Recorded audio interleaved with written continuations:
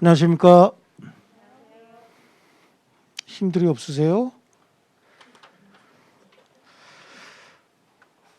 자, 오늘은 106페이지인가요?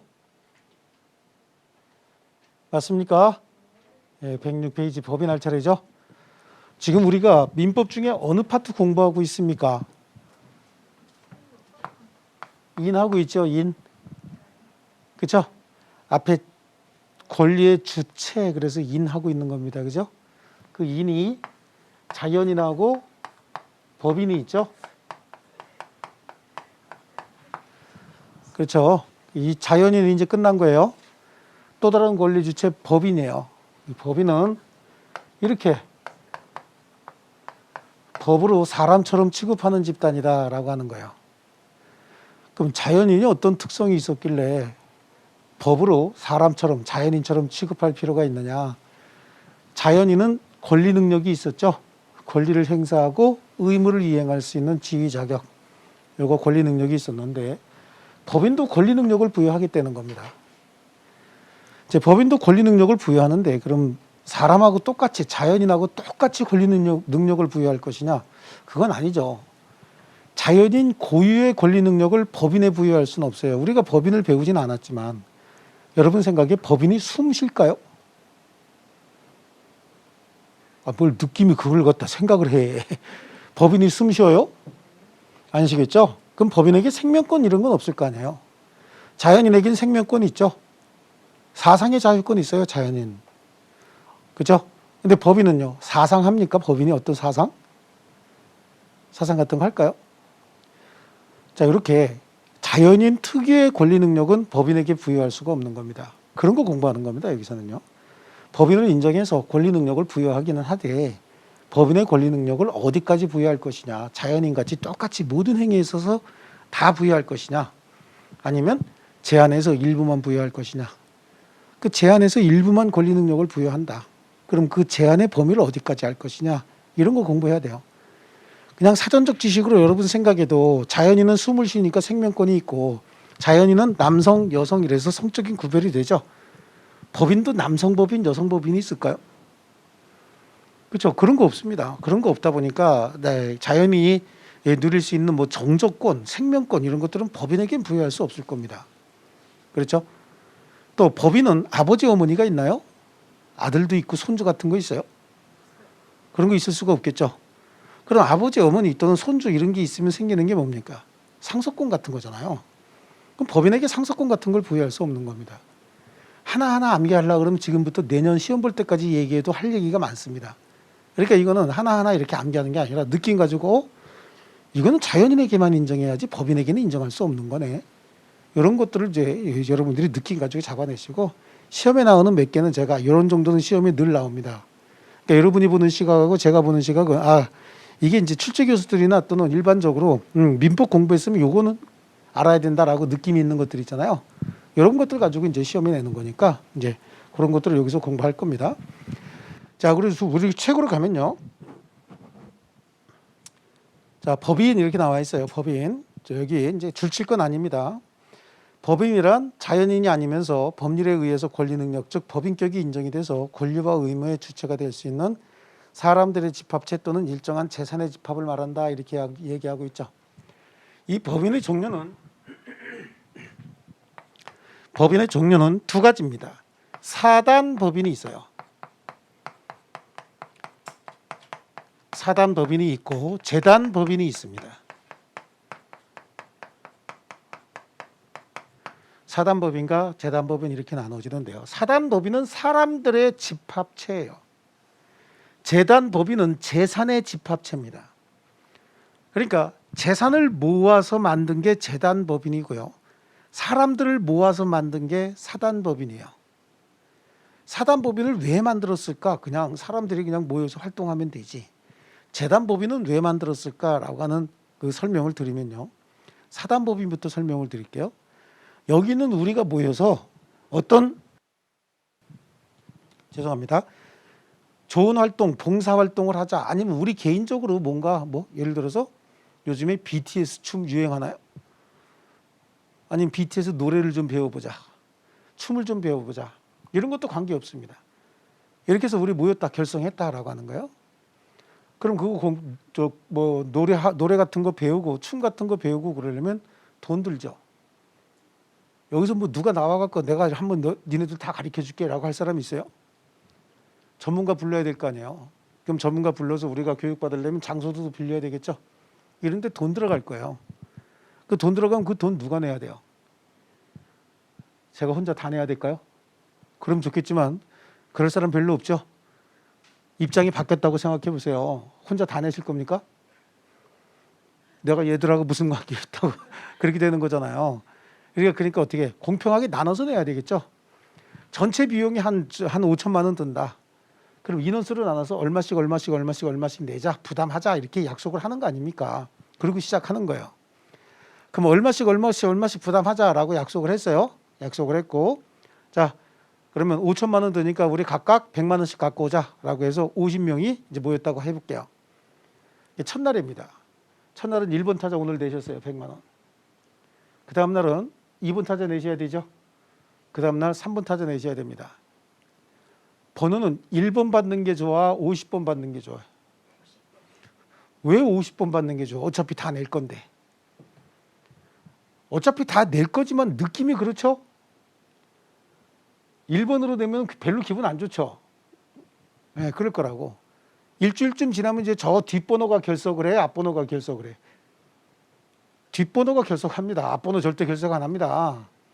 그럼 앞번호는 저 뒷번호가 왜 안 왔는지가 신경 쓰일까요? 아니면 이거 지금 내가 왜 노래 진전이 없을까 이게 신경 쓰일까요?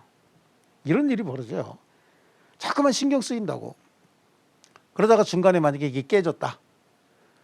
그러면 뭐 돈을 내내 안 내내, 나는 뭐 몇 번 참석했네 안 했네, 난 그때 점심 먹으러 갔네 안 갔네, 이런 추접한 분쟁이 생겨요. 그러니까 이런 거 방지하기 위해서 좋다. 그러면 한 군데 모으자. 돈을 한 군데 모아서 가장 신뢰감 있는 신희영이한테 맡기자. 왜 웃어요? 별로 신뢰 없어? 슬쩍 기분 나빠지려고 그래.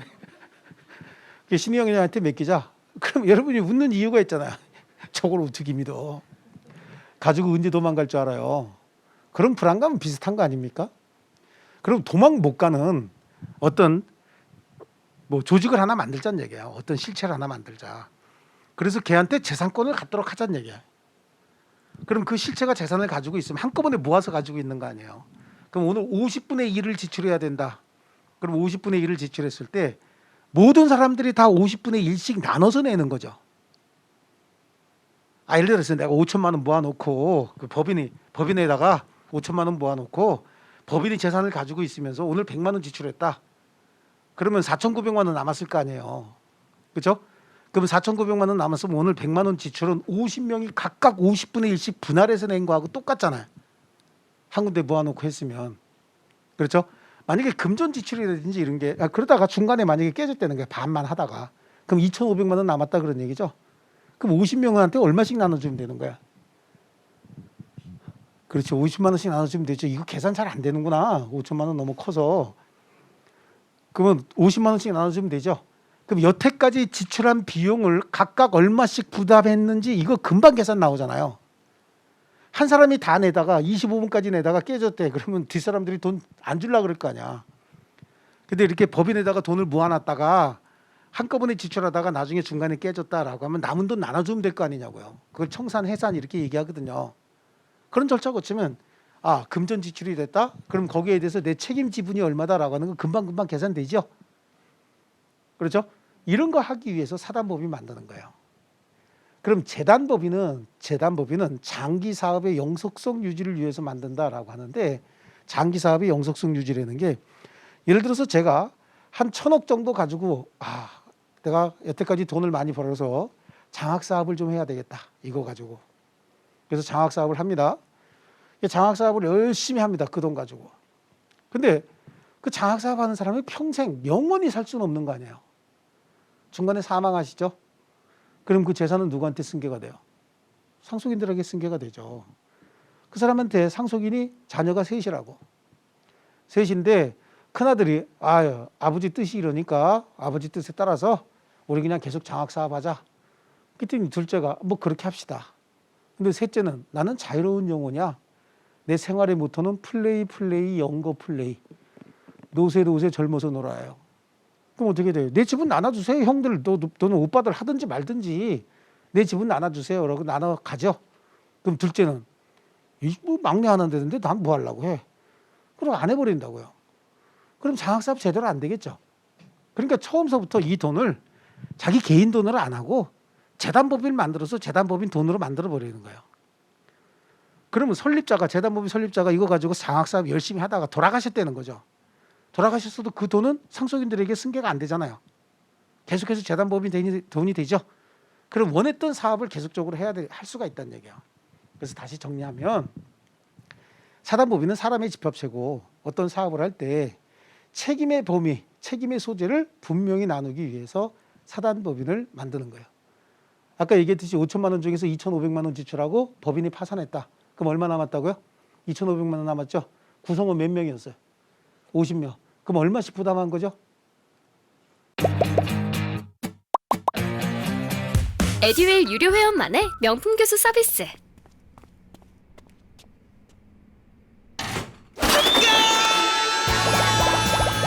합격이 쉬워지는 명품 교수님 혜택. 오직 에듀윌 유료 회원에게만. 에듀윌.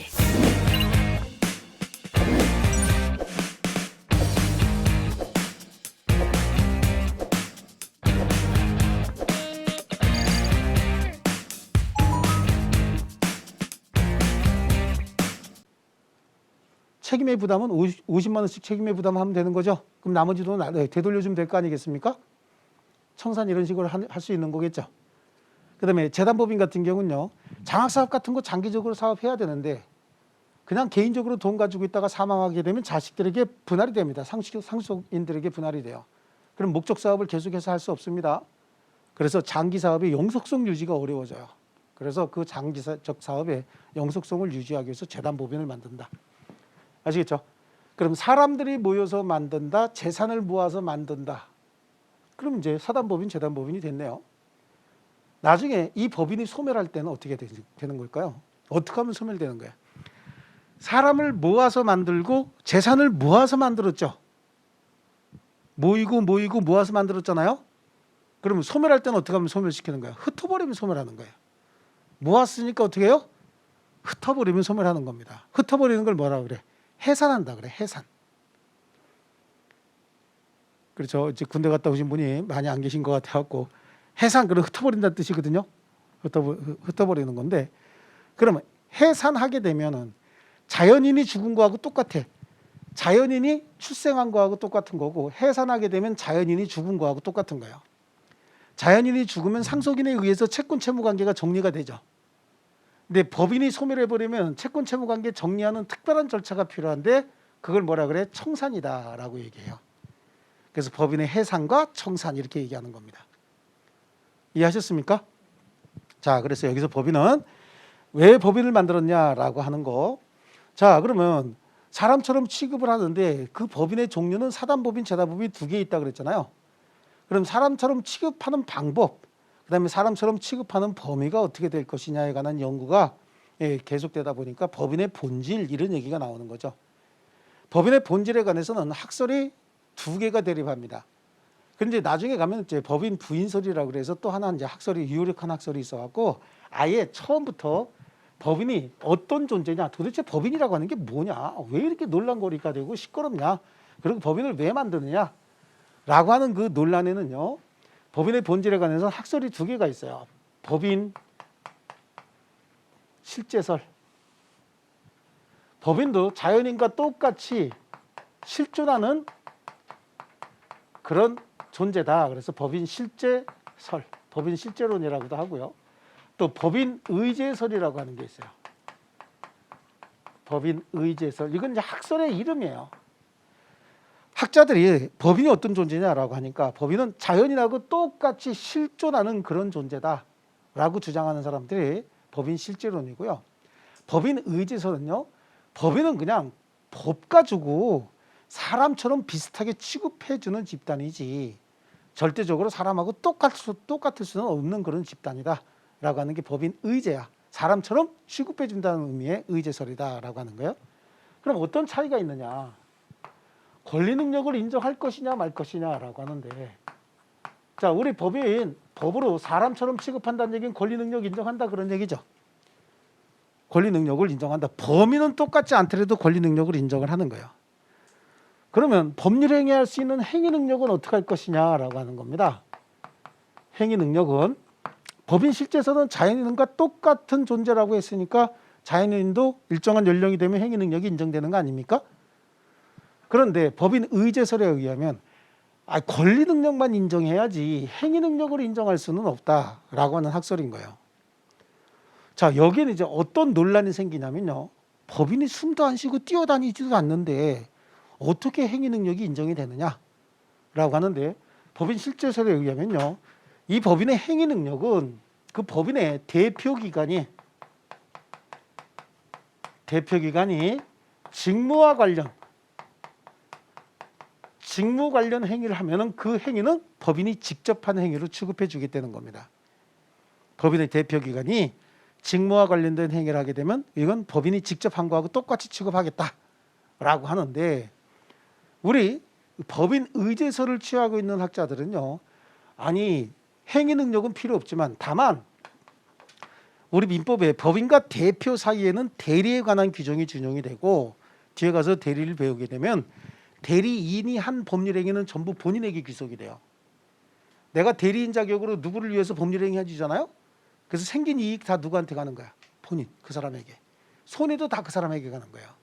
그러니까 법인 의제설에 의하면 법인 자체의 행위 능력 부여하지 말고 뭐에 관한 규정으로 해결하자? 대리에 관한 규정으로 해결하자. 법인의 대표자가 법인의 대리인 자격으로 어떤 법률 행위 했을 때 그 법률 행위는 그냥 법인의 책임으로 그냥 돌리면 되는 거지 법인이 직접 한 거로 보지 말자라고 하는 겁니다. 자, 이게 어떤 차이가 있냐면요. 불법 행위가 일어났을 때, 불법 행위가 있을 때 이 불법 행위를 어떻게 처리할 것이냐, 이런 문제가 발생을 하는 거거든요. 자, 그러면 여기서도 법인의 대표 기관이 직무와 관련된 행위를 했다. 그럼 그건 법인이 직접 한 행위다죠. 근데 그 행위가 불법 행위가 됐다. 그럼 법인이 직접 법률 행위 했으니까 불법 행위도 법인이 직접 책임지면 되는 거예요. 그렇지 않습니까? 그러니까 여기는 불법 행위도 법인이 직접 할 수 있다라고 하는 거고요. 법인 의제설에 의하면 불법 행위는 법인이 직접 할 수가 없는 거야. 대리인은 불법 행위에 있어서는 대리권이 인정이 되지 않는 거예요. 아시겠습니까? 자, 여기 잠깐만 조금 더 보세요. 요거 한번 보세요. 갑이 본인이고 상대방 병이 있는데 을한테 갑이 대리권을 수여합니다. 야, 너 나 대신해서 가갖고 을 집에 가서 이것 좀 하나 사와, 이것 좀 구해와 라고 얘기를 했어요. 그러면 을이 가갖고 자, 이거 좀 저한테 파시죠. 제가 사겠습니다. 저는 갑의 대리인 을입니다 라고 했더니 병이 나 이거 파는 물건이 아니에요. 이거 파는 물건 아니고요. 그냥 가지고 있고 우리 자손들에게 물려줄 물건입니다. 그랬더니 을은 갑이 시켰으니까 지금 이거 사야 되는데 얘가 안 판대. 안 판다고 하니까 을이 그날 저녁에 어떡합니까? 담장을 넘죠. 담장을 넘어서 훔쳐갑니다. 훔쳐가면서 뭐라고 써놓고 훔쳐가냐면 갑을 대신해서 을이 훔쳐갑니다 라고 써놓고 훔쳐갔어요. 그 다음날 경찰들이 갑을 잡으러 갈까요? 을을 잡으러 갈까요? 아니, 여기 써놨대잖아. 갑을 대신해서 누가 훔쳐갔다고요? 을이 훔쳐갔다고. 그럼 경찰이 갑 잡으러 가? 을 잡으러 가? 을을 잡으러 가야지. 훔쳐간 놈이 이놈인데. 그럼 을이 뭐래요? 난 대리인이고요. 갑을 위해서 내가 훔쳤거든요. 그래도 형사들이 그럽니다. 야, 난 형사야. 민사 몰라. 그래서 누가 처벌받아요, 이거? 을이 처벌받는다고. 만약에 이게 매매 행위였다. 매매. 실제로 을이 병한테 가서 갑의 대리인 을이 와서 샀습니다 라고 해서 샀어요. 그래서 지금 대리인 자격으로 샀거든요. 샀는데 보니까 저 물건이 굉장히 좋은 거야. 내가 갖고 싶어. 을이. 그래도 저건 지가 가질 수가 없는 거야. 계약서에 뭐라고 썼어요? 갑의 대리인 을이 삽니다 이렇게 썼죠. 그럼 저거는 누구 갖다 주겠다고 산 거예요? 갑 갖다 주겠다고 산 거야. 그러니까 을이 저거 자기가 갖고 싶은 욕심이 막 생겨도 지가 직접 못 갖는 겁니다.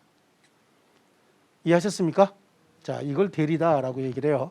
그러니까 불법행위에는 원래 대리에 관한 규정이 적용되지 않습니다. 불법행위는 대리에 관한 규정이 준용이 된다는 얘기는 본인이 책임진다는 얘기야.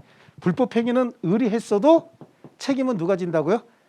갑이 지는 게 대리인데 불법행위는 의리했으면 의리 책임지지 갑이 책임진다 안 진다? 안 진다라고 하는 거야.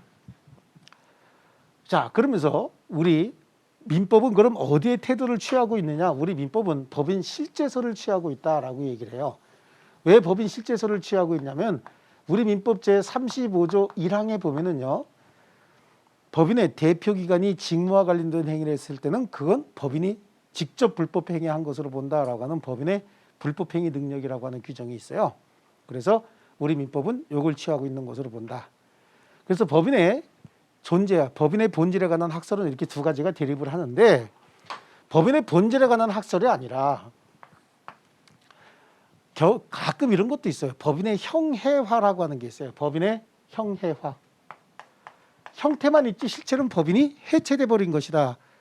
법인의 형태는 존재해요. 하지만 본질은 법인이 이미 해체가 돼서 법인이 존재하지 않는 거하고 똑같은 형태가 나타나는 게 있어요. 그래서 이걸 법인의 형해화. 형태는 있지만 이미 본질은 어떻게 돼 있다? 다 분해돼서 없는 것과 똑같다. 그런 형태, 그런 걸 법인의 형해화다. 일명 뭐라 그래? 껍데기만 있다는 얘기야. 자, 이게 뭘 얘기하냐면 자, 어떤 법인을 갑이 만들었어요. 갑이 법인을 만들었고 그 법인의 대표자가 갑인 거야.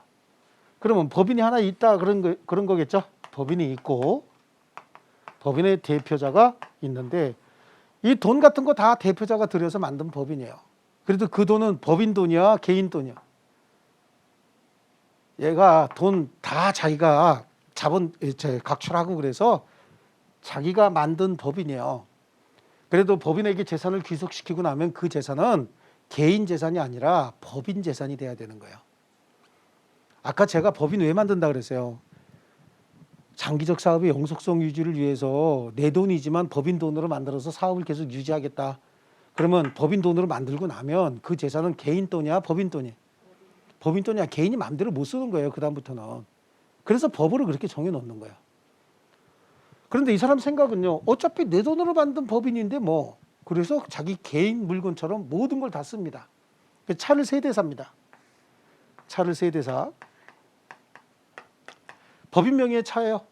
이거 주변에서 많이 보셨을 거야. 법인 명의의 차 한 대는 대표기관이 직무에 관련된 행위를 하면서 씁니다. 한 대는 누구죠? 와이프요. 흐뭇하죠? 예, 좋아요. 한 대는 부인이 쓰죠. 그래, 앞으로 법률 용어로 처라고 하세요. 아시겠죠? 뭐라고요? 와이프라고만 해봐라. 아무리 유명하시더라도 저랑 공부 스타일이 안 맞으면 그냥 안 맞더라고요. 애들 유료회원이면 교수님들을 고를 수 있으니까 과목별로 나만의 드림팀을 만드는 느낌? 저랑 꼭 맞는 교수님을 선택할 수 있었던 게 합격 비법이었던 것 같아요.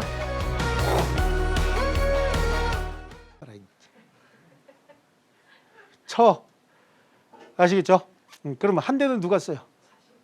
자식? 무슨 자식 놈들을 무슨 예. 애인이 아니라 그죠? 예. 이렇게 쓴다. 이런 경우 많이 있어요, 실제로. 그래요.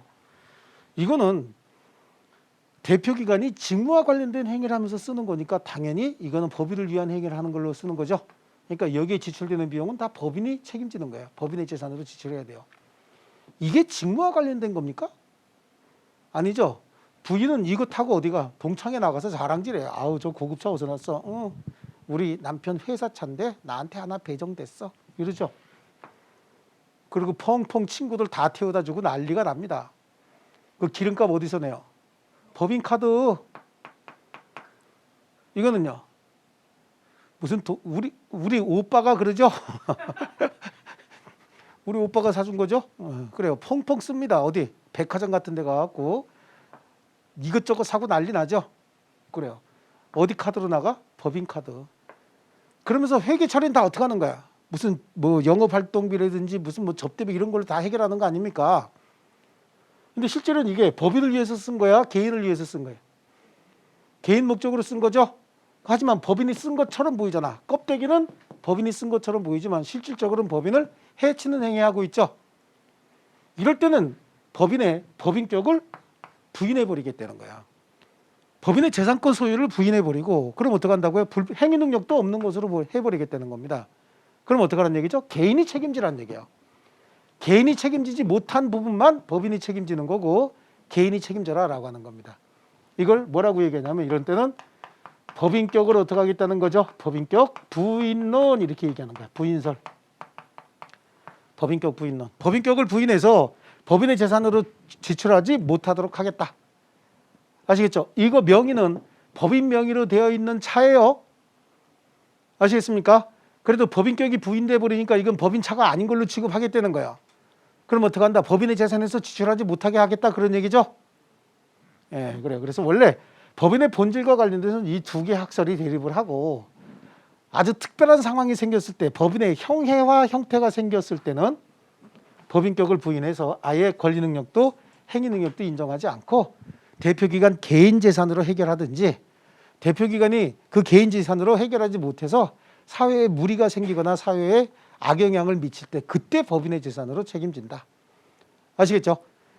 자, 그래서 여기 법인의 본질과 관련돼서 106페이지에 법인 의제설, 법인 실제설, 오른쪽에 보면 법인 부인설 이렇게 나오죠. 여러 가지 나오고 밑에 법인 의제설과 법인 실제설의 차이는 여기 보세요. 법인 의제설과 법인 실제설의 가장 큰 차이는 행위 능력을 인정할 거냐, 행위 능력을 인정하지 않을 거냐. 이건 어디까지 연결된다 그랬어요? 불법 행위 능력을 인정할 거냐, 불법 행위 능력을 인정하지 않을 거냐. 이렇게 연결된다고 얘기했어요. 그래서 본질 차이는 이건 거야. 그러니까 지금 그 한쪽 구석 어디다가 요 세 칸 있죠? 요 세 칸, 요거만 그냥 싹 써놓으시면요. 그래서 요거만 이렇게 그릴 줄 알면 시험에 뭐라고 나와도 골라낼 수 있어요. 시험에 물어보는 거 이거밖에 없어요. 이거밖에 없고 법인의 형해화에 적용할 수 있는 이론이 뭐다? 법인격 부인론이다. 여기서 부인은 여러분이 좋아하는 와이프입니까? 아니죠? 부정하겠다 그런 얘기죠. 예. 그래서 여기 어디다가 잠깐 요거 세 칸 이런 정도만 이렇게 좀 써놓으시고요. 책에 어디 써놓으세요? 책에. 책 한쪽 구석에다 이렇게 써놓는 게 좋습니다. 편안하게. 그래서 항상 단거나 압축, 자꾸 압축하고 단거나 하시는 게 좋아요. 막 이렇게 이것저것 듣고 오면 안 좋아요. 자, 그래서 그 법인의 불법행위 능력까지 이 정도면 뭐 충분히 다 했다라고 볼 수 있어요. 1분 드릴까요? 1분? 예, 1분이면 충분히 쓰죠.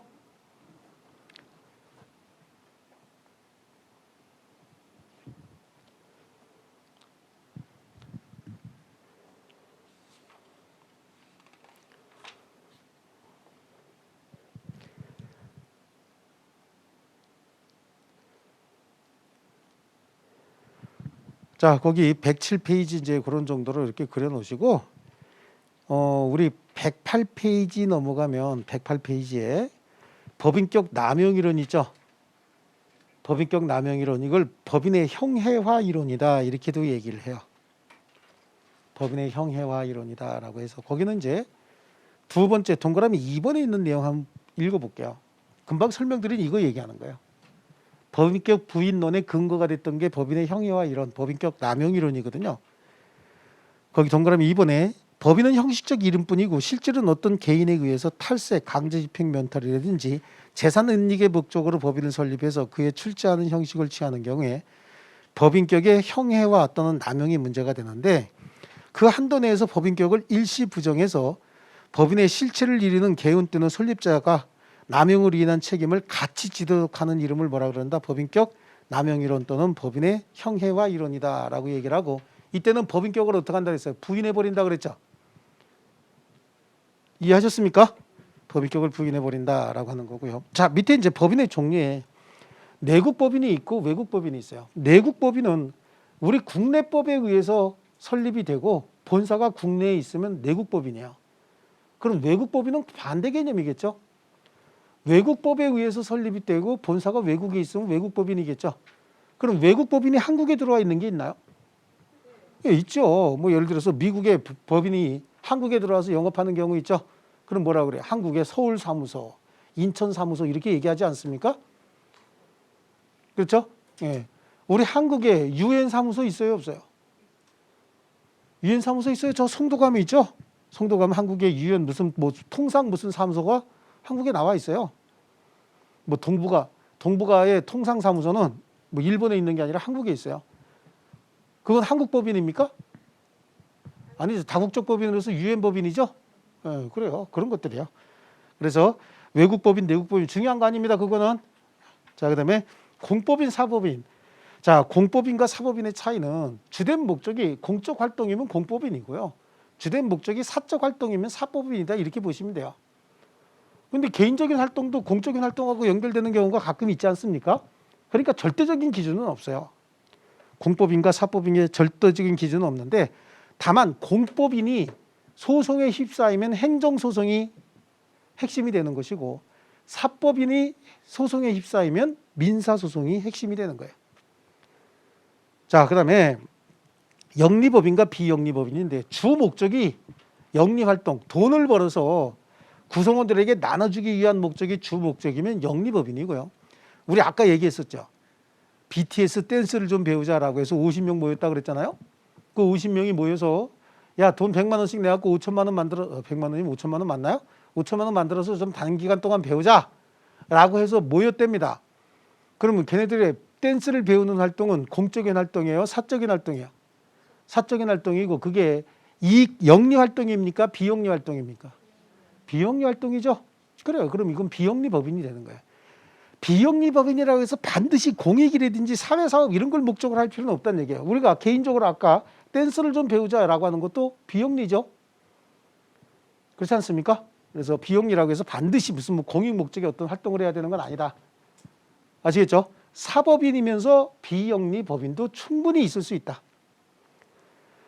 그 다음에 밑에 사단법인하고 재단법인이 있죠. 제가 아까 사단법인은 뭐라 그랬습니까, 여러분? 사람의 집합체라고 얘기했죠. 재단법인은요? 재산의 집합체입니다. 왜 사단법인을 만들었는지 설명 안 해도 돼. 여러분은 설명 안 해도 되지만 느낌이 아까 들은 내용 가지고 느낌만 가지고 있으면 돼요. 왜 사단법인을 만들었는지 아까 들은 내용 가지고 느낌만, 자식들에게 상속이 되면 사업을 길게 못하니까 재단법인이 필요하다. 그죠? 근데 이게 지금 요즘에는요, 돈 있는 사람들이 재단법인을 만드는 걸 편법적인 재산 증식 수단으로 활용을 해요. 재산의 어떤 그 증여 수단으로. 예를 들어서요, 어떤 사람이 돈을 1,000억을 갖고 있다가 사망을 했대. 뭐 어저께인가 우리 재계에 유명하신 분 돌아가셨죠? 그럼 그분의 재산은 전부 자식들에게 상속이 되는 거예요. 배우자하고. 굉장히 많더라고요. 굉장히 많고. 그렇게 돼서 뭐 그 재산이 상속이 되면 세금만 1조 원, 상속세만 1조 원 정도를 내야 된다요. 세금만. 10조? 10조? 맞아요. 세금 많이 내야 되죠? 네, 많이 내야 되는데 그게 미리 딱 이렇게 봤을 때 이거 10조 원을 세금으로 국가에다 세금을 내야 된다고? 그러느니 아예 그 재산을 재단법인을 만들어서 재단법인의 재산으로 해버리는 거예요. 비영리 재단법인이요. 그럼 재단법인 재산이 됐으니까 이 어떤 재력가가 사망을 하셔도 자식들에게 상속 안 되죠. 그렇죠? 그러니까 세금 내 안 내? 안 내요. 그 대신 그 재단법인을 지배하는 사람들은 뭐야? 자식들이잖아. 재단법인의 이사 실질적으로 운영하고 이런 사람들은 다 자식들이죠. 예, 이런 식으로 편법적인 재산의 증여수단, 상속수단으로 활용을 해요. 내가 볼 때는 95% 이상이 다 그렇게 합니다. 실제로. 특히 학교법인 같은 거 만들잖아요. 학교법인 같은 거 만들어서 그런 짓을 참 많이 합니다. 자, 그 다음에 넘겨볼게요. 자, 이제 법인의 설립이에요. 자, 법인이 법인이라고 이야기하려면 만들어야 될 거 아니에요. 법인이 자연 발생적으로 생깁니까? 그런 거 아니죠? 그럼 법인은 만들어야 된다고. 법인을 만드는 걸 뭐라 그래요? 설립이라고 얘기를 해요. 설립. 자, 거기에 31조 법인은 법률 규정에 의함이 아니고는 성립하지 못한다. 자, 다시 한번 들어볼게요. 법인이죠. 법인. 법으로 사람처럼 취급해 준다 그런 얘기잖아요. 그러니까 법인을 만들려면 뭐에 쫓아서 만들어야 돼? 법에 쫓아서 만들어야 되겠죠. 그래서 법률 규정에 의함이 아니고는 성립하지 못한다.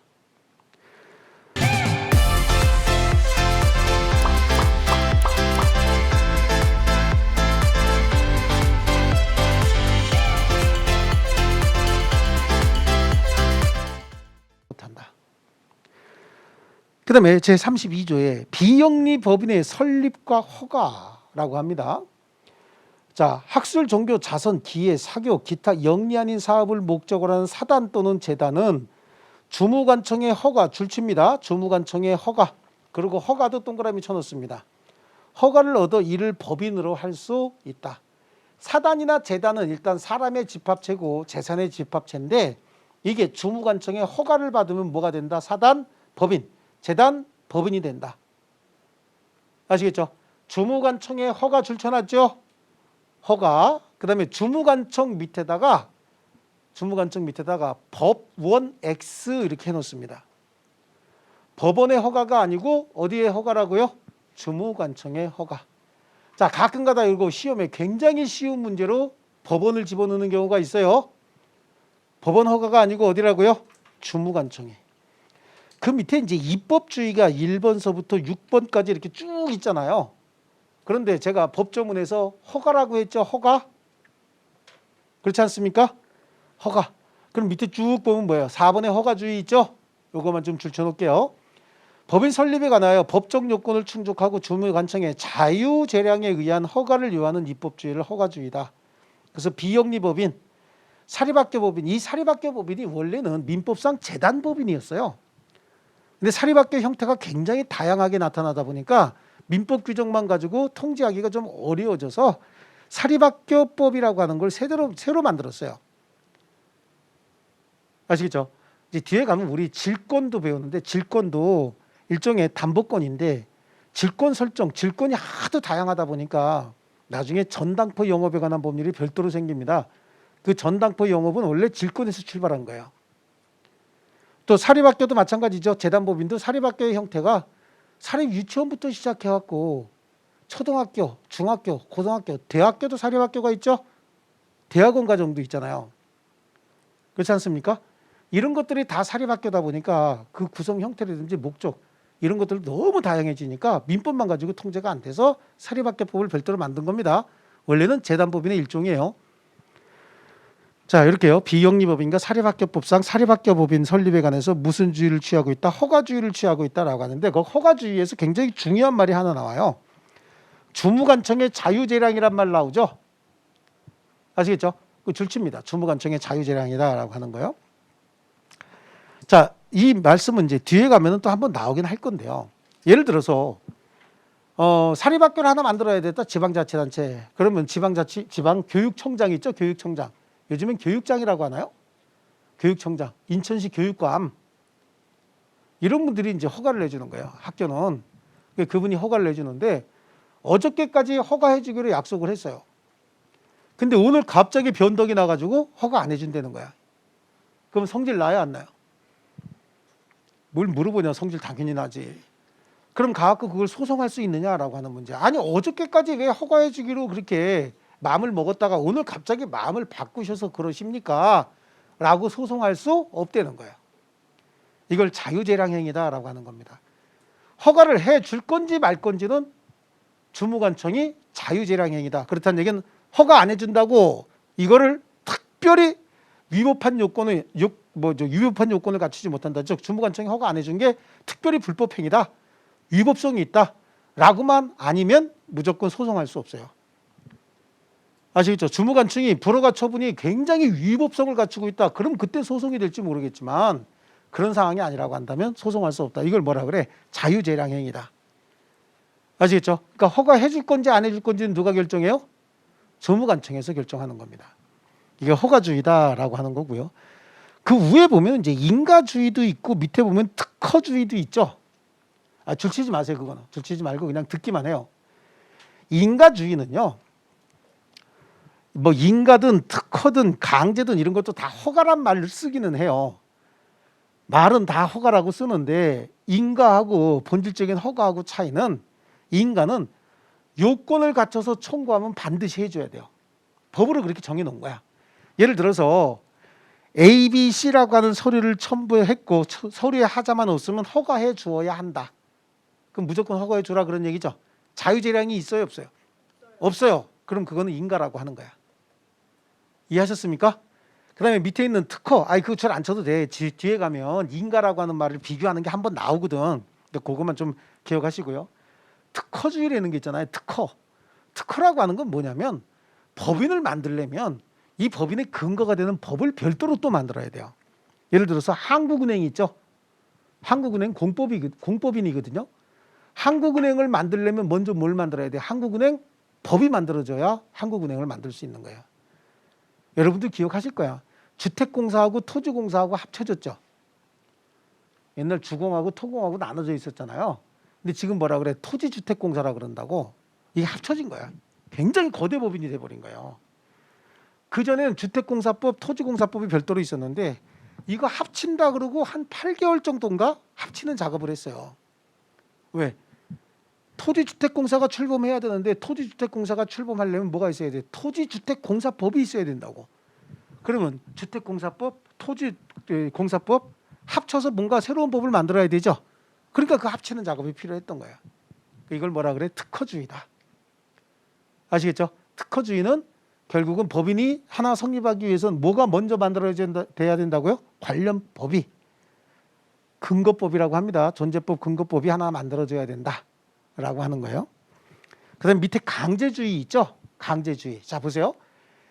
법인은 주무관청의 허가를 받아서 법인 만든다 그랬잖아요. 예? 주무관청의 허가를 받아야 되는데 주무관청은 대체적으로 일반직 공무원들이 대체적으로 관청을 구성하고 업무를 수행해요. 그런데 의사, 간호사, 변호사, 세무사, 회계사 이런 사람들이 주무관청하고 충돌 생기면 회계사는 회계 업무 때문에 충돌 생길 거 아니에요. 회계 업무는 일반 공무원이 잘해, 회계사가 잘해. 그걸 뭘 물어보고 있어. 세무 처리와 관련된 거는 세무사가 잘해, 일반 공무원이 잘해요. 세무사가 잘하죠. 소송과 관련된 건 변호사가 잘해, 일반 공무원이 잘해. 그렇죠. 변호사가 잘하는 거야. 그러니까 일반 공무원들이 주무관청에 허가를 해줘도 공무원들이 가서 이게 통제할 수 있나요? 통제 못해. 몰라. 오히려 통제 받고 와. 가면은 통제하러 갔다가 규제하러 갔다가 규제 받고 온다니까. 이거 내가 뭐하러 간 거냐 그러면서 온다니까요. 그러니까 공무원이 나가봐야 아무 소용없어요. 그러니까 스스로를 통제할 수 있는 조직을 만들어야 돼요. 그걸 뭐라 그래요? 아주 고도의 전문가 집단 있죠. 그러니까 우리 변호사 같으면 뭐 대한변호사협회가 있어요. 대한변협이라고 변호사협회가 있고 각 지방마다 또 서울시 변호사회, 인천시 변호사회, 경기도 변호사회라고 해서 각 지방마다 변호사회가 또 다 있는 거야. 걔네들 뭐 하는 거냐면 변호사들이 일을 하다가 변호사의 어떤 윤리규정 같은 거 어기잖아요. 그럼 변호사회에서 징계도 줘요. 근데 그 사람이 변호사 윤리규정을 위반했는지 안 했는지는 일반 공무원이 가면 통제받고 온다 그랬죠, 지가. 그러니까 고도의 전문가가 전문가 시각으로 봐서 판단하겠다는 거예요. 그래서 이걸 뭐라 그래? 강제주의. 무조건 만들어야 돼요, 이거는. 그리고 서울에서 변호사 하려면 서울시 변호사회에 가입해야 돼. 인천에서 변호사 하려면 인천시 변호사회에 가입해야 돼요. 근데 인천시 변호사회에서 서울시 변호사회에서 그 회원이 윤리규정을 위반했다. 그럼 영업정지도 하는 거야, 거기서. 왜? 공무원이 그 통제 잘 못한다 그랬죠, 전문가들? 의사들 있잖아요, 의사들. 의사들도 뭐 대한의사회, 인천시 의사회, 거기도 또 각 파트별로 내과 의사, 외과 의사, 무슨 성형외과 의사회 뭐 별도로 다 있잖아요. 걔네들 다 전문 분야 아니야. 거기 일반 공무원이 가서 의사한테 차트 봅시다. 그러면 의사가 차트를 한글로 썼을까? 걔네들 쓰는 말 하나도 모르죠. 영어를 읽을 줄 않아도 지네들만 쓰는 말이 있어요. 이렇게 뭐 이렇게 꾸불꾸불했는데 지네들은 알아보잖아요. 우린 가서 통제 못 하거든요. 그러니까 그건 누가 봐야 알아? 의사가 봐야 아는 거야. 그걸. 그것도 성형외과인데 내과 의사가 가서 보면 잘 모르겠죠. 그래서 그런 걸 만들어지는 거야. 이걸 뭐라 그래? 강제주의다. 무조건 만들어야 되고 여기에 무조건 가입해야 되는 거예요. 아시겠습니까? 여러분 주택관리사 시험에 합격하면 주택관리사 협회에 가입을 하죠. 반드시 가입해야 되나요? 안 해도 돼. 하는 사람도 있고 안 하는 사람도 있어요. 그러니까 그건 강제주의가 아닌 거야. 그러니까 그건 뭐죠? 허가주의인 거예요. 사단법인이에요. 아시겠죠? 예, 고도의 전문성은 아직 인정하지 못 받고 있어요. 고도의 전문성은 인정받지 못하고 있어요. 만약에 이게 고도의 전문성을 인정받는 직업이다라고 하면 이런 상가 건물에도 당연히 배치가 돼야 되고 세대 수가 일정 세대 미만, 뭐 20세대, 30세대 정도 되는데도 배치가 돼야 되는데 의무 배치는 또 의무적으로 무조건 배치해야 된다라고 하는 건 세대수 300세대, 150세대의 승강기, 150세대의 뭐 난방의 중앙 또는 지역 난방 설비 이런 걸 갖춘 경우에만 의무적으로 무조건 배치해요. 그럼 100세대 같은 경우는 배치하지 않아도 된다는 얘기예요. 그러니까 고도의 전문성을 아직은 조금 덜 인정받고 있는 거지. 그러니까 여러분들이 나가시면 무조건 전문적으로 배치하는 걸로 무조건 그냥 다 배치하는 걸로 이렇게 만들어야 돼요. 그런데 신경 써야지. 그냥 후배들 새로 진입하는 장벽 막으려고 그냥 시험 어렵게 내라, 시험 분리해서 내라 이런 그 아주 못된 짓 하면 그 수준이 많이 떨어지는 거예요, 진짜로. 숫자가 많아야 힘이 세지는 거예요. 아시겠죠? 예, 쪽수가 많아야 돼. 민주주의는 다 쪽수에 비례하는 거예요. 아니 분쟁이 생기면 무력을 사용하지 않는 게 민주주의 아닙니까? 그렇죠? 무력을 사용 안 하면 어때요? 그렇죠. 다수결이야. 그럼 결국은 숫자가 많아야 이기는 거예요. 업무 영역을 넓힐 생각을 해야지 인원 새로 들어오는 걸 줄일 생각을 하면 안 돼. 업무 영역 넓히려면 인원이 많아야 돼? 적어야 돼? 많아야 되죠. 자, 됐습니다. 그리고 그럼 이제 비영리 사단법인의 설립 여기서부터 봐야 되겠죠? 자, 법인을 설립하는데 입법주의까지 봤어요. 그러면 이제 111페이지 비영리 사단법인의 설립, 그 다음에 비영리 재단법인의 설립 여기서부터 시작해서는 좀 쉬었다가 계속 하겠습니다.